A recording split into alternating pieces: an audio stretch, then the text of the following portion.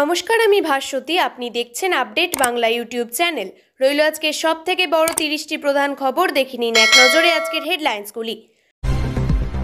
নিয়োগ দুর্নীতিতে পার্থর পর আরও একজনের জামিন, প্রতিক্রিয়া কি জানালেন শুভেন্দু? হাত তুলে কৃষ্ণ নাম জপছিলেন, নাচছিলেন 5 মহিলা, তারপর যা কাণ্ড, ভয়ঙ্কর ঘটনা দেখলেন সকলে। টাকা পাবেন না, ভোটের আগে ঠিকাদারদের কাজ না করার পরামর্শ শুভেন্দুর, উন্নয়ন আটকানোর চেষ্টা তোপ তৃণমূলের। সেভেন সিস্টার্সকে বাংলাদেশের সঙ্গে জুড়তে চাইছে ইউনূস, ভারতের শত্রু চেনালেন হাসিনার কাছের লোক। ওকে শাসন করার দায়িত্ব আমার নয়, ঐশ্বর্যকে নিয়ে বিস্ফোরক জয়া। মুর্শিদাবাদে বাবরি মসজিদের ভিত্তিপ্রস্তর স্থাপনে আইএসএফ বিধায়ককে আমন্ত্রণ হুমায়ুনের, নয়া সমীকরণের ইঙ্গিত। এটা করে দিলেন বলেই পকেট থেকে বেরোলো 500 টাকার করকরে নোট, বড়বাবুর কি ঘুষ নিচ্ছেন, ভিডিও ভাইরাল। হুগলিতে একসঙ্গে 900 জনের নাম উধাও ভোটার তালিকা থেকে।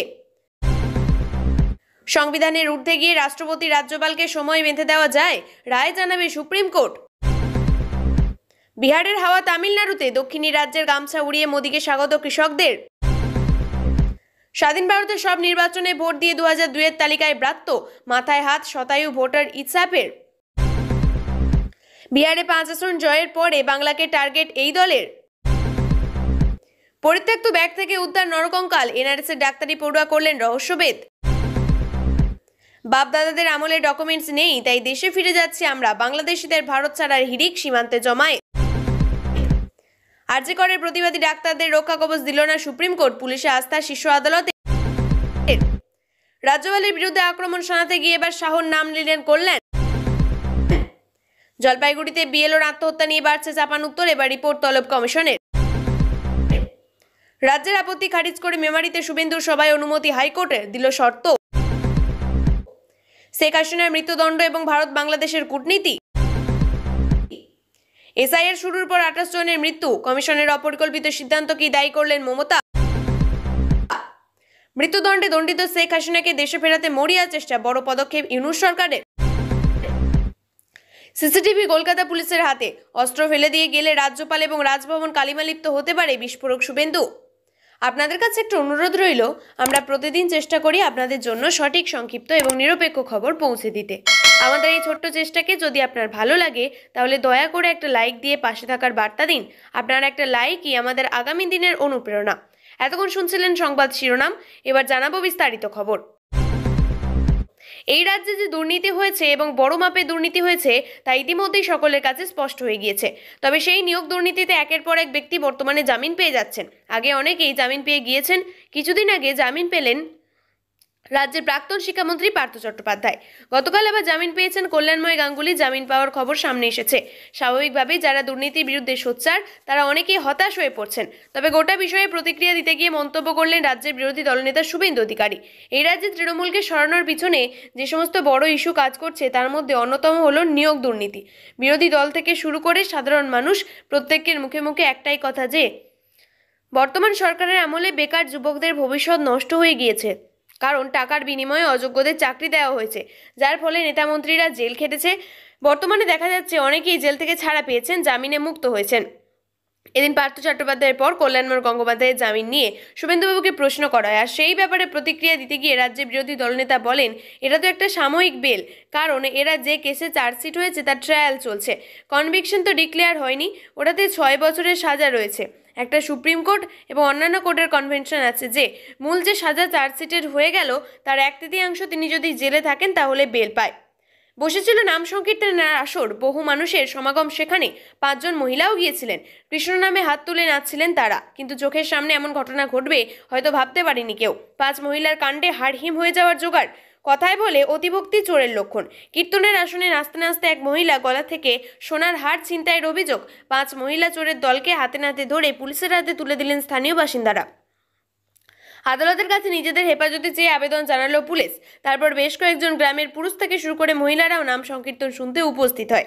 এরপর হঠাৎই এক মহিলার হাত টেনে ছিঁড়ে ফেলে একজন। ওই মহিলা বুঝতে পেরে চিৎকার চেঁচামেচি শুরু করেন। ঘটনাস্থলে ওই ছিনতাইকারীকে ধরে ফেলে অন্যান্য মহিলারা। সকলেই পাশের একটি ক্লাবে আটকে রাখা হয়। খবর পেয়ে ঘটনাস্থলে পৌঁছায় শান্তিপুর থানার পুলিশ। এদের 5 জনের বাড়ি হুগলি জেলায়। অভিযুক্তদের রানাঘাট আদালতে তোলে পুলিশ। অভিযুক্তদের হেফাজতে তোলা হয়।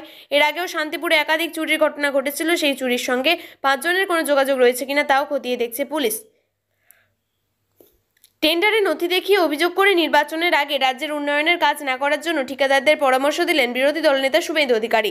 ঠিকাদারদের তার পরামর্শ, ঠিকাদাররা যেন এখন কাজ না নেন, কারণ কাজ করলে টাকা পাবেন না। আগামী ফেব্রুয়ারি মাসে নির্বাচনী আচরণবিধি লাগু হয়ে যাবে।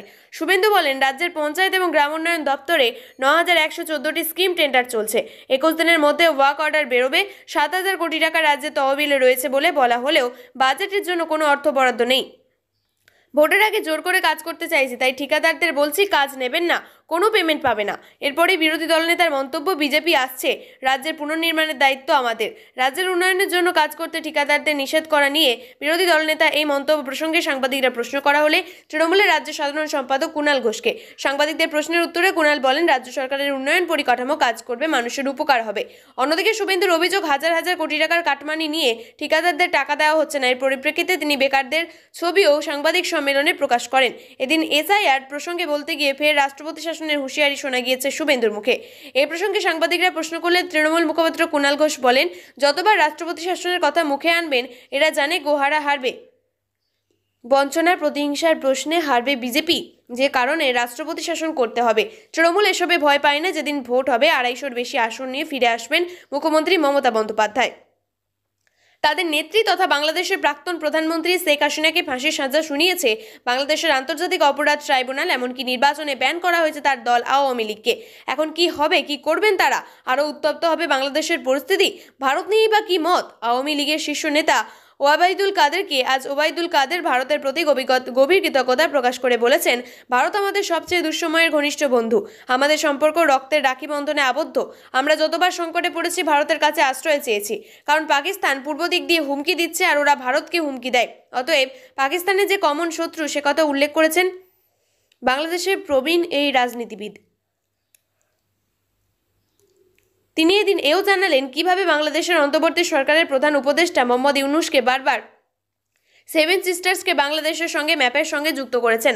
হাসিনাকে বাংলাদেশে ফেরানোর জন্য যে এটা ভারতের উপর কৌশলী চাপ, সেটা তো আগেই স্পষ্ট করেছেন তিনি বলেন, ওদের আমলা প্রতিদিনই বাংলাদেশে যাচ্ছে আসছে। ইউনূস পাকিস্তানের সামরিক কর্তাদের 7 সিস্টার্স ম্যাপকে বাংলাদেশের ম্যাপের সঙ্গে যুক্ত করে প্রদর্শন করেছেন। শুনেছি ইউনূস ভারতের 7 সিস্টার্সের গার্জিয়ানশিপের জন্য এজেন্ডার কথা স্পষ্টভাবে উচ্চারণ করেছে।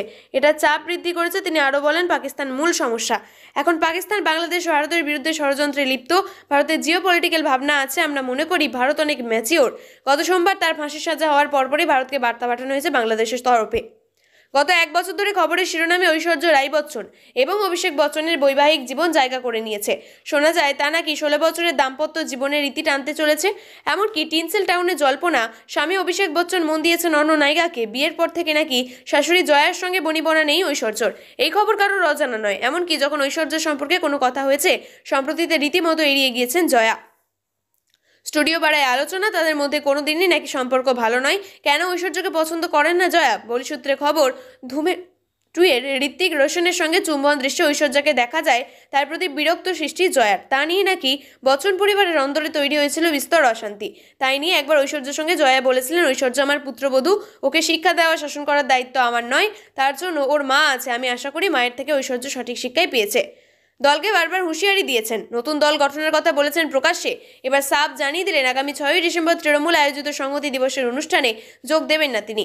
দলের সঙ্গে কি দূরত্ব তাহলে আরও প্রকট হলো? স্বাভাবিকভাবেই রাজনৈতিক জল্পনা তুঙ্গে। আগামী 6ই ডিসেম্বর বাবরি মসজিদ ধ্বংসের বার্ষিকী।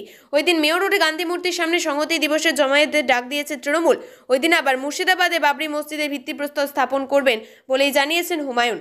ওই অনুষ্ঠানে আবার আইএসএ বিধায়ক আব্বাস সিদ্দিকীকেও নাকি আমন্ত্রণ জানিয়েছে ভরতপুরের তৃণমূল বিধায়ক। বিধানসভা নির্বাচনের আগে হুমায়ুন এবং সিদ্দিকী তবে কি হাত মেলাতে চলেছেন? এদিকে এদিন হুমায়ুন আরও বলেন, 1992 সালে বাবরি মসজিদ ধ্বংস করা হয়, সেটি কালা দিবস। ঠিক করেছি, মুর্শিদাবাদে বাবরি মসজিদ গড়ে তোলা হবে, তৈরি হবে ট্রাস্টি বোর্ড। চলতি বছরের 6ই ডিসেম্বর তার ভিত্তিপ্রস্তর স্থাপন করা হবে। এটি পূর্ব নির্ধারিত কর্মসূচি। তবে কি স্বেচ্ছা বহিষ্কারের পথে হুমায়ুন? স্বাভাবিকভাবেই তা নিয়ে শুরু হয়েছে জোর চর্চা। সরকারি অফিসে টেবিল চেয়ারে বসে রয়েছেন একজন আধিকারিক, তার কাছে এলেন আর একজন ব্যক্তি। পরনে সাদা কুর্তা আর প্যান্ট, দেখা যাচ্ছে তার হাতে একটি কাগজ রয়েছে। ওই সরকারি আধিকারিকের উদ্দেশ্যে তাকে অল্প অল্প বলতে শোনা যাচ্ছে, এটা করে দিন। তারপর এদিক ওদিক তাকিয়ে পকেট থেকে 500 টাকার নোট বের করলেন।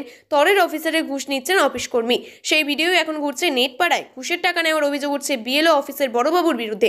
বিষয়টি খতিয়ে দেখার আশ্বাস দিয়েছেন বিএলআরও সুখেন রায়। ভাইরাল হওয়া ওই ভিডিওতে দেখা যাচ্ছে অফিসে দায়িত্বরত এক কর্মকর্তা এক ব্যক্তির কাছ থেকে গোপনে টাকা নিচ্ছেন। সেই ভিডিওটি কেউ রেকর্ড করে সমাজ মাধ্যমে শেয়ার করেছেন। ভিডিওতে আবারও দেখা গিয়েছে এক ব্যক্তি ঘরে ঢুকে বড়বাবু অখিল পালের হাতে একটি চিরকুট দিয়ে বলেন, এটা করে দিন। এরপর তিনি পকেট থেকে 500 টাকার একটি নোট বের করে চুপিসারে ওই কর্মকর্তার হাতে তুলে দেন। এরপর সেই টাকা নিজের পকেটে রেখে দেন তিনি। হতে পারে টাকা সংক্রান্ত কিছু আদান প্রদান করেছেন। যদি এমনও কিছু ঘটনা ঘটে থাকে তবে তদন্ত করা হবে। জেলা তৃণমূলের সহসভাপতি সুভাষ চাকি বলেন, ব্যক্তিগতভাবে এই ভিডিওকে বিশ্বাস করি না, কারণ সোশ্যাল মিডিয়াতে এমন নানান ধরনের ভিডিও বের হয়। নতুন টেকনোলজিতে অনেক কিছু করা সম্ভব। আবারও এসআইআর প্রক্রিয়া নিয়ে গর্জে উঠল অভিযোগ। হুগলির বলাগড়ে পোতাগাছির একটা বুথের প্রায় সবার নাম উধাও বলে দাবি। এই ঘটনার পরেই এসআইআর এর নাম বাদ যাওয়ার আশঙ্কায় ভোটাররা। ঘটনা ঘটেছে হুগলির বলাগড়ের একতারপুর পঞ্চায়েতের পোতাগাছি গ্রামে। সেখানে প্রায় 900 মানুষের নাম নেই বলে দাবি। 2002 সালের ভোটার লিস্টে কি ঘটেছে জানা গিয়েছে, হুগলি জেলার বলাগড় ব্লকের একতারপুর পঞ্চায়েতের পোতাগাছি গ্রামের বাসিন্দাদের নাম 2002 সালে ভোটার তালিকায় নেই অভিযোগ। অথচ কমিশনের ওয়েবসাইটে তথ্য যাচাই করতে গেলে তাদের 2003 সালের ভোটার লিস্টের নাম দেখা যাচ্ছে। সকলের কাছেই রয়েছে আধার কার্ড, রেশন কার্ড, জমির দলিল, ভোটার আইডি। তবুও 2002 সালের লিস্টে নাম না থাকায় তাদের এসআইআর এরও নাম ওঠার আশঙ্কা দেখা দিয়েছে। তারা এও দাবি করেছেন 2002 সালের আগে পরে তারা ভোট দিয়েছেন। এক গ্রামবাসী বলেন, আমরা এখানে জন্মেছি, বড় হয়েছি, কর দিয়েছি, ভোট দিয়েছি। আজ হঠাৎ করে জানানো হচ্ছে আমাদের নাম তালিকায় নেই শেষ এসআইআর এ, তাহলে আমরা কারা? তিনি আরও বলেন, ওয়েবসাইট খুললে 2003 সালের লিস্ট দেখাচ্ছে, কিন্তু যেখানে নির্বাচন কমিশন বলেছে 2002 সালের লিস্টটি চূড়ান্ত, আমরা কোনটা বিশ্বাস করব? সেই কারণে দুশ্চিন্তা বেড়েছিল। এদিকে একজন ভোটারের নাম উধাও হওয়ার পর থেকে গ্রামের মানুষ প্রতিদিন ব্লক অফিসে ভিড় করছেন। কেউ আবেদনপত্র জমা দিয়েছেন, কেউ আবার স্থানীয় নেতাদের দ্বারে দ্বারে ঘুরছেন। হুগলি সাংসদ রচনা বন্দ্যোপাধ্যায় বলেন, আমাদের দলের তরফ থেকে স্পষ্ট বলে দেওয়া হয়েছে, কারণ নাম এসআইআরে বাদ যাবে না। যদি কেউ ভোট দিয়ে থাকেন তাহলে আগামী দিনে ভোট দিতে পারবেন। সেই কারণে আমরা এসআইআর শিবির করেছি। যেখানে যাচ্ছি মানুষকে বোঝাচ্ছি কোনো মানুষ যাতে বঞ্চিত না হন, প্রতিটি মানুষ যাতে ভোট দেওয়ার অধিকার পান, সেই চেষ্টাই দল করেছে। রাজ্যপাল এবং রাষ্ট্রপতিকে বিল পাশ করানো নিয়ে সময়সীমা বেঁধে দেওয়া কি? বৃহস্পতিবার এই মর্মে নিজের মতামত প্রকাশ করবে সুপ্রিম কোর্ট। উল্লেখ্য, সংবিধানের একাধিক ধারা উল্লেখ করে 18টি প্রশ্ন করেছিলেন রাষ্ট্রপতি। এই ইস্যুতে প্রধান বিচারপতি বি.আর. গাভাইয়ের নেতৃত্বে 5 সদস্যের বেঞ্চে শুনানি হয়। 12 এপ্রিল সুপ্রিম কোর্টে 2 সদস্যের ডিভিশন বেঞ্চে রায় দেয়, আইনসভায় পাশ করা কোনো বিল রাজ্যপাল বা রাষ্ট্রপতি কেউই অনির্দিষ্টকালের জন্য আটকে রাখতে পারেন না। ওই বিল নিয়ে নির্দিষ্ট সময়সীমার মধ্যে সিদ্ধান্ত নিতে হবে তাদের। কিন্তু প্রশ্ন উঠেছিল, সুপ্রিম কোর্টের রাজ্যপাল বা রাষ্ট্রপতিকে এইভাবে নির্দেশ দিতে পারে কি? সুপ্রিম কোর্ট পাল্টে যুক্তি দিয়ে বলে, সংবিধানের 142 নম্বর অনুচ্ছেদ অনুযায়ী শীর্ষ আদালত সুবিচার প্রতিষ্ঠার লক্ষ্যে আইনের ঊর্ধ্বে গিয়ে বিশেষ রায় দিতেই পারে। কিন্তু শীর্ষ আদালতের সেই রায়ে আপত্তি জানিয়েছেন খোদ রাষ্ট্রপতি দ্রৌপদী মুর্মু। সেপ্টেম্বর মাসে দুই পক্ষের সওয়াল শোনার পরে শীর্ষ আদালত জানিয়ে দেয়, প্রেসিডেন্সিয়াল রেফারেন্স বেঞ্চ শুধু উপদেষ্টার ভূমিকায় অবতীর্ণ হতে পারে। কোনোভাবেই 12 এপ্রিলে রায় বদলানো তাদের কাজ নয়, যার অর্থ 12 এপ্রিলে রায় বদলাচ্ছে না। বিহারে এবার জনপ্রিয় হয়েছিল প্রধানমন্ত্রী নরেন্দ্র মোদীর গামছা বার্তা। ভোটের ফল প্রকাশের পর দিল্লিতে বিজেপির সদর দপ্তরে ভাষণ দেওয়ার আগে কর্মী সমর্থকদের দিয়ে তাকিয়ে গামছা উড়িয়েছিলেন প্রধানমন্ত্রী। কিন্তু এবার বিহার পেরিয়ে তা পৌঁছালো তামিলনাড়ুতে। বুধবার কোয়েম্বাটুরে একটি সভা করেছেন মোদী। সেখানে উপস্থিত ছিলেন কৃষক এবং বস্ত্রশিল্পের সঙ্গে যুক্ত কর্মীরা। প্রধানমন্ত্রী সেখানে পৌঁছাতেই গামছা উড়িয়ে তাকে স্বাগত জানায় তারা। আপ্লুত হয়ে মোদী বলেন, বিহারের হাওয়া তামিলনাড়ুতে এসেছে। তিনি আরও বলেন, যখন আমি মঞ্চে উঠলাম তখন দেখলাম বেশ কয়েকজন কৃষক গামছা ওড়াচ্ছেন। তামিলনাড়ুর অর্থনৈতিক শক্তির কথা তুলে ধরে প্রধানমন্ত্রী বলেন, কোয়েম্বাটুরে অর্থনীতিতে বড় অবদান রেখে আসছে। 100 বছর বয়স স্বাধীনতার ভারতে যতবার নির্বাচন হয়েছে ততবার ভোট দিয়েছেন মোহাম্মদ ইসফাক খান। এই শতায়ু বৃদ্ধের নাম 2002 এর তালিকায় নেই। এই এসআইআর এর নাম থাকবে কি? চিন্তায় পরিবার।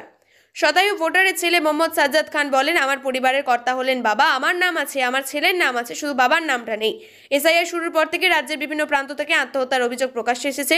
বুধবার সকালে তা নিয়ে এক্স হ্যান্ডেলে কমিশনকে আক্রমণ করেছেন মুখ্যমন্ত্রী মমতা বন্দ্যোপাধ্যায়। লেখেন, রাজ্যে এসআইআর শুরুর পর থেকে 28 জনের মৃত্যু হয়েছে। মূল্যবান প্রাণ চলে যাচ্ছে নির্বাচন কমিশনের অপরিকল্পিত সিদ্ধান্তের কারণে।